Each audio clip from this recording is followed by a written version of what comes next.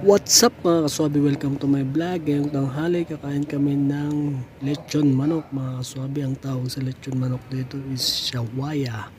Alright, dito pala kami sa Biak kumain mga kaswabe, dito sa tapat ng Sinaya, dito sa restaurant na ito.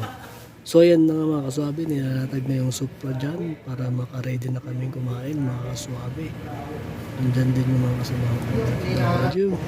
Alright, so andyan na nga yung pagkain namin na shawaya mga kaswabe.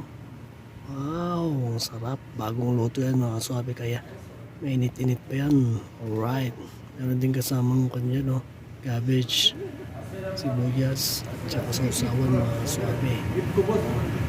So yan na mga kaswabe, pa-video pa ako dyan para mas maganda ang kainan mga kaswabe. Alright, yan na nga, video ko rin yung pagkain namin yan.